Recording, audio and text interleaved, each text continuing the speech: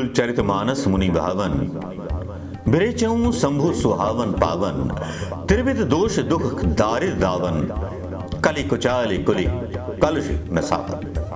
अब आप बोलेंगे कहां भगवान राम और कहां राहुल, एक इतना सा गांधी परिवार का व्यक्ति। मैं आपको बता दूं दोस्तों कि हर युग में परिवर्तन होते हैं। ये तो आपको पता है, सतयुग, द्वापर युग, कलयुग और कलयुग के बाद फिर सतयुग। युग के ना तथ्य और रहस्य जरूर देखिएगा दोस्तों, लॉजिक भी है और इसमें कुछ आपके लिए बातें हैं। दशरथ जी के नाम से जाने जाते थे, अपने पिता के नाम से, अयोध्या के राजा के नाम से जाने जाते थे। इसीलिए जब वनवास हुआ तो निषाद उनके पैर धोने आ गया। अहिल्या के चमत्कार, बहुत सारे चमत्कार थे।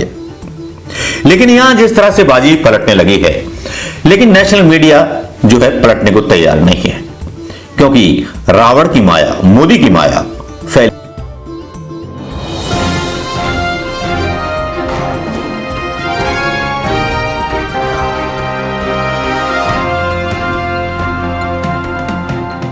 दोस्तों नमस्कार, आजाद हिंद आवाज न्यूज पर आपका स्वागत है। जी हां, आज बात करेंगे राहुल गांधी की, उस राहुल गांधी के बारे में जिसको अंडर एस्टिमेट किया जाता था। जी हां, वही राहुल गांधी जिसके बारे में इस मीडिया ने और भारतीय जनता पार्टी के संघ परिवार ने पूरी ताकत लगा दी कि उसको पप्पू साबित कर दें, क्योंकि डर तो केवल राहुल गांधी से लगता था। हालांकि डर केजरीवाल से नहीं है। केजरीवाल को एक कठपुतली बनाकर के अपनी मतलब खेमे का एक आदमी बनाकर गुजरात में चुनाव लड़ने के लिए भेजा जा रहा है। वो एक विषय और एक सब्जेक्ट अलग हो सकता है, लेकिन आज राहुल गांधी की बात करनी इसलिए जरूरी है क्योंकि राहुल गांधी की वजह से संघियों की तो मतलब जो है बहुत परेशानी हो गई है, और मोदी मीडिया और गोदी मीडिया जो है दिखाना पसंद नहीं करता। कभी कोई जमाना हुआ करता था कि जब सरकार के खिलाफ कोई आंदोलन हुआ करता था तो ये पूरा मीडिया जो था कुत्ते की तरह सरकार के पीछे पड़ जाता था। लेकिन आजकल का मीडिया जो मीडिया है, जानते हैं कैसा मीडिया है, उसके बारे में बताने की आम जनता को कोई जरूरत नहीं है। लेकिन हाँ, मैं इतना जरूर कहूंगा कि आज इस वीडियो को जरूर ज्यादा से ज्यादा शेयर कीजिएगा, क्योंकि मैं एक हेडिंग से शुरू कर रहा हूं कि कल की अवतार पैदा हो चुका है। जी हां, कहा गया था कि जब जब पाप धरती पर बढ़ जाते हैं, जब बाप बेटी के साथ बलात्कार करने लगे, संघी बाप एक बलात्कार किया उसने अपनी बेटी के साथ, और जब जब यदा यदा ही धर्मस्य ग्लानिर्भवति भारत अभ्युत्थानम अधर्मस्य संभवामि युगे युगे। ये मेरी संयोग से उस किताब का शीर्षक था जो राहुल गांधी के बारे में मैंने लिखी थी आज से 4 साल पहले। भले ही कांग्रेस के नेताओं ने उसको तवज्जो ना दी हो, भले ही कांग्रेस के सोशल मीडिया के लोगों ने जलन के मारे उसको तवज्जो ना दी हो, लेकिन आज के हालात कुछ बदल रहे हैं। हालात कुछ इस कदर बदल रहे हैं कि सोशल मीडिया पर राहुल गांधी की यात्रा को राम की यात्रा के साथ जोड़ करके देखा जाने लगा है। अब आप बोलेंगे कहां भगवान राम और कहां राहुल, एक इतना सा गांधी परिवार का व्यक्ति।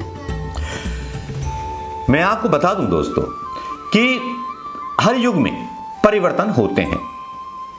ये तो आपको पता है, सतयुग, द्वापर युग, कलयुग और कलयुग के बाद फिर सतयुग। लड़ाई झूठ और सत्य के बीच में है। कितना झूठ भारतीय जनता पार्टी के नेता बोलते हैं, कितना झूठ मोदी जी बोलते हैं, ये तो आप सबको पता है।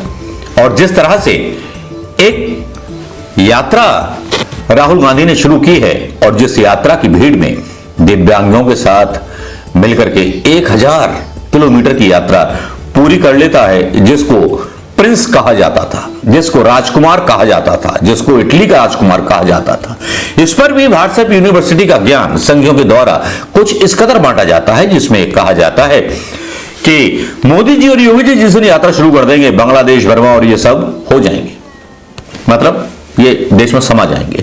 तो मेरी शुभकामनाएं हैं कि मोदी जी और योगी जी जल्दी पद यात्रा शुरू करें ऐसी कि बर्मा, बांग्लादेश, श्रीलंका इन सबको शामिल कर लें।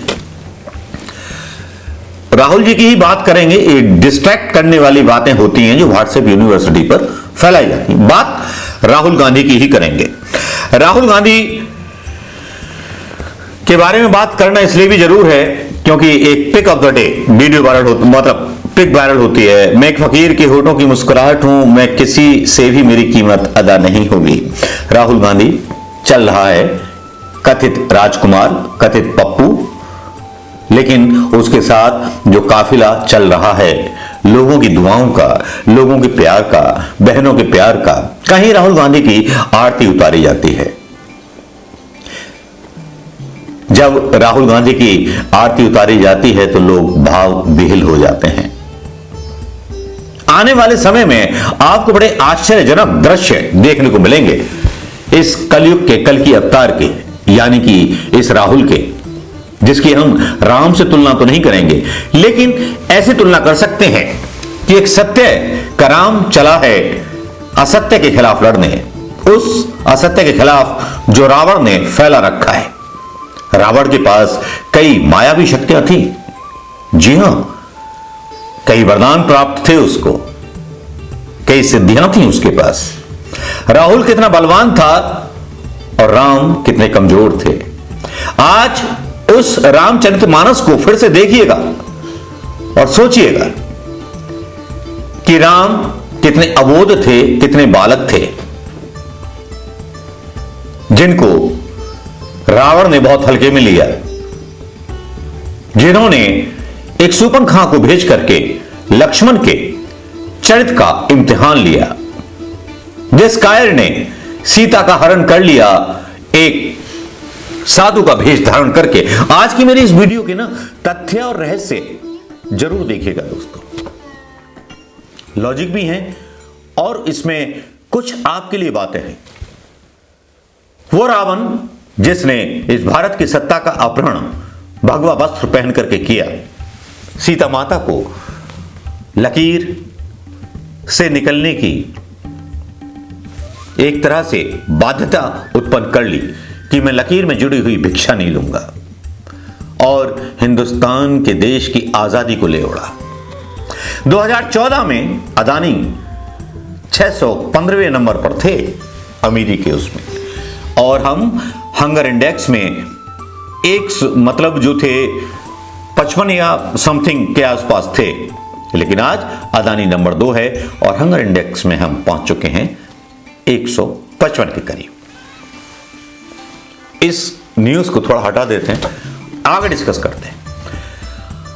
करते हैं उसी घटना से कि जब भगवा वस्त्र पहन करके सत्ता का हरण किया गया, सीता का नहीं, सत्ता का हरण किया गया। रावण मायावी था और राम पैदल थे। राम आदिवासियों के साथ पहले इधर उधर रोते रहे सत्ता सीता के लिए, हाय सीता, कहां हो सीता। लेकिन क्या अकेले राहुल गांधी की जिम्मेवारी थी इस देश की आजादी के लिए? और जो सीता, जो कथित सीता थी,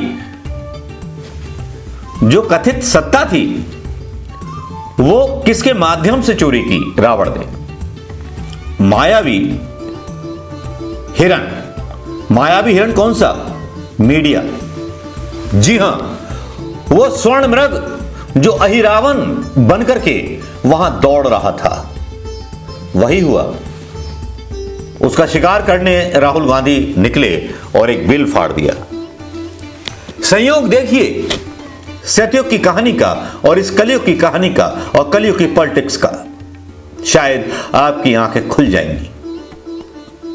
और जब देखा देश के लोगों का दर्द, जिसको बोला गया कि ये पप्पू है, ये कुछ नहीं कर सकता, वो आज 1000 किलोमीटर की यात्रा तय कर चुके हैं और उनके साथ जुड़ती हुई भीड़, जुड़ते हुए सारे अनुभव शायद राष्ट्रीय चैनल आपको नहीं दिखा रहे होंगे।